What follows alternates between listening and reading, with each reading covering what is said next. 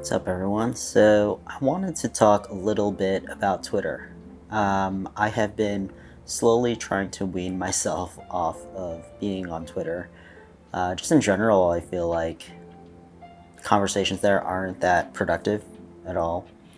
But I have a lot of ideas and things to share, which is why I did want to start up this vlog again, was to have an avenue to share some of my thoughts in an environment that isn't as toxic or as like complaining or whiny. I just feel like all the conversations that I see in Twitter are just like whining about stuff without, actual actionable suggestions or productive thoughts.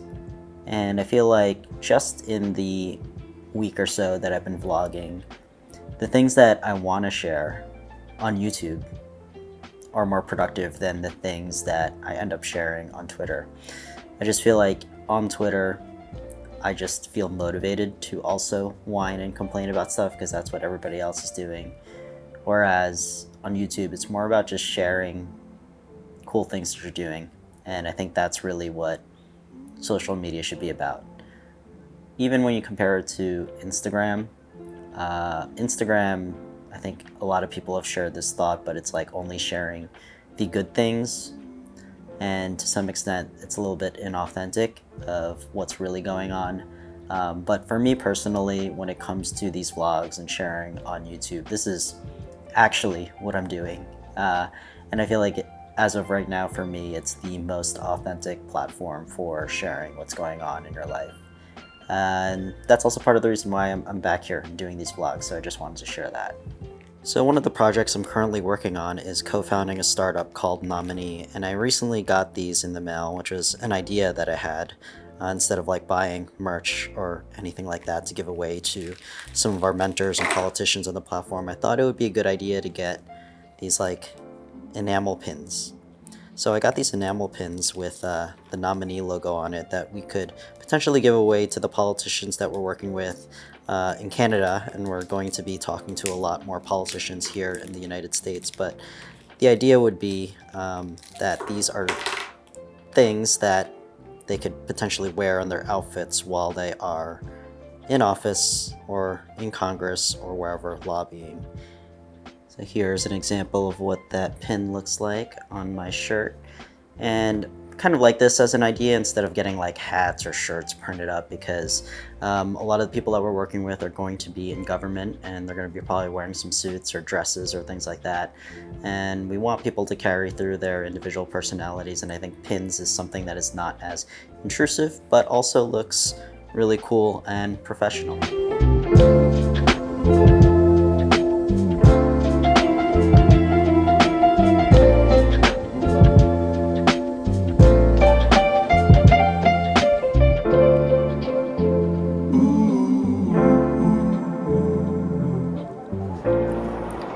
Alright, so throughout the new year, I've been trying to maintain this habit of running, and at the start of the year, I was running about twice a week, which was going pretty well. But then the weather started finally getting a little bit cold, especially in the mornings. So I took a little bit of a break, but now I am back again, running at least once a week. I try to go in the middle of the week, like Wednesday or Thursday, and it's been going well. I've started back up maybe 2 weeks ago, and yeah, I recently got these new earphones because I was using the AirPods and they kept on sliding out of my ears, and I am using those like medium ear tips, both the small ones and the large ones really pop out of my ears, and even that one, like I find myself always pushing it back into my ears. So trying these out today is my first time using them. They are the JLab Go Air Sports, and they have the little hook on it that will hook around my ear so that they stay in and I don't have to think about it. And after this first run, it was pretty good, very comfortable, didn't even notice it at all, and it plays music nice and loud. So just got this new gadget that I was confused about when she first opened it, because we just got a bunch of packages from Amazon. Well, I thought it was a like laptop holder, like a riser, or even like an iPad case, but it's got all these extra contraptions on it. I think Jess could explain exactly what this is. Okay, so first let me open it up for you. Okay. But basically, it's actually a book holder. It's hard because it's designed to hold textbooks and stuff. But I actually got this because when I read, like while I'm eating or something, I end up like being bent over the table and my neck hurts after a while, and then I have to do this so that my neck doesn't hurt. So I wanted something to hold my neck up while I was reading and Protect your neck. protect my neck. So this is like the angles are completely adjustable, and I think the cool thing about this too is that it has this like page holder. Oh yeah, these These little antenna things. they hold the pages open. Yep.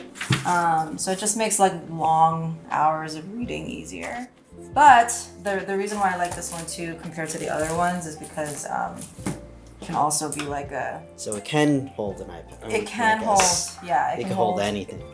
I guess it can also hold a laptop. It can be a laptop riser, so I can like. So the little antennas fold away. Yeah. So if I wanted to have like my monitor here, my laptop open here, it's also. So you can use it as a laptop. Yeah. riser. So it's a laptop riser.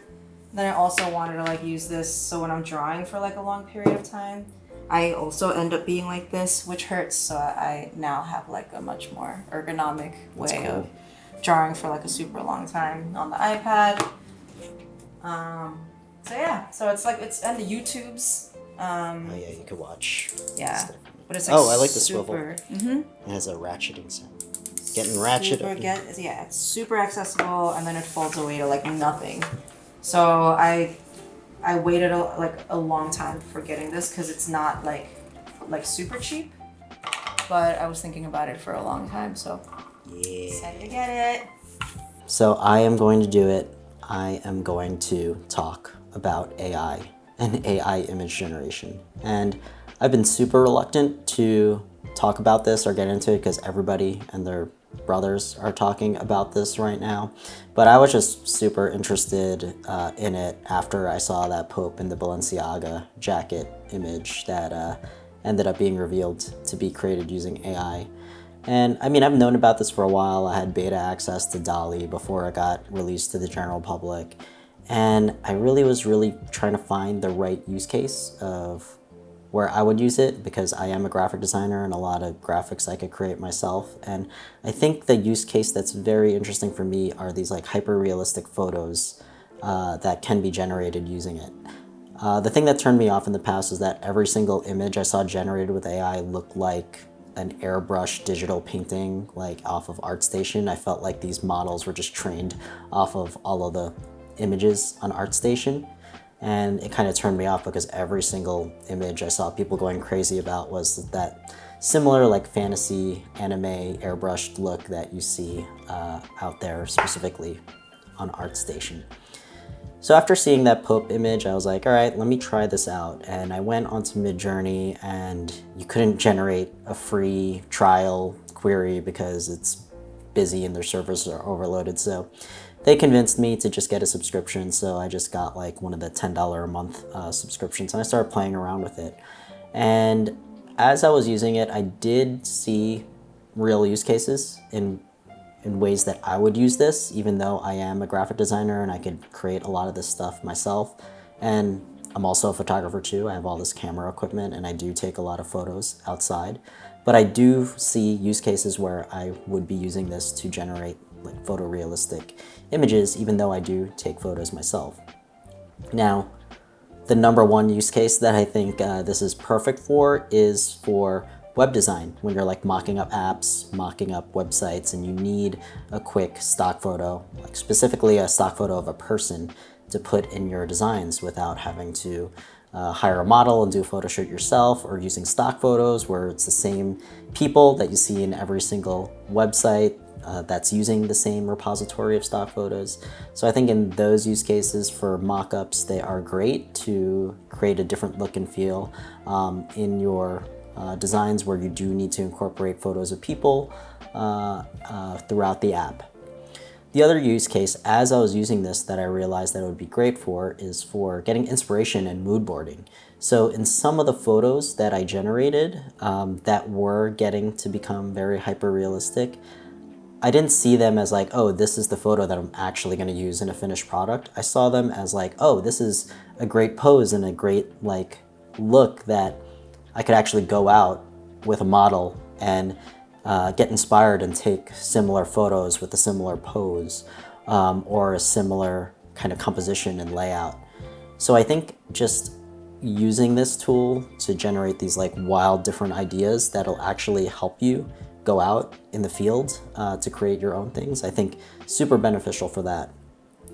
I was doing some queries of like wedding photos, and even in the wedding photos, there were some compositions that the AI came out with that I was like, oh, these are actual photos that I would want to try out with Jess and our families at our wedding. So that's another use case that I think this is super useful for, is like you could use this to generate images for a mood board to actually take out with you in the field to create, you know, real photos with, or create real graphics with general. And the last thing that Jess and I were playing around with was patterns. So Jess has been exploring this idea of creating her own like floral pattern for her dress for the wedding, and we just played around with ideas on patterns that uses similar types of flowers and a similar type of style, and we even said that like we wanted it to be inspired by Valentino's 2018 collection. And some of the patterns that it came up with were very interesting. Even just using this to come up with color schemes and color palettes is also super beneficial. So like I said, I've been really hesitant to get into using AI, but I don't see myself using it as like generating images exactly as, you know, I would have dictated to it. Like I'm not gonna like be a hovering art director for the AI to generate things exactly as I like prompted it. I don't think it's useful for that, but I think of it as a tool that'll actually help me to help me in my real work as a graphic designer and as a photographer. So it's gonna help me decide how I should go out with my camera and what types of photos that I should take when I do have a model with me, or get me inspired for a color palette for a graphic design that I'm gonna design myself.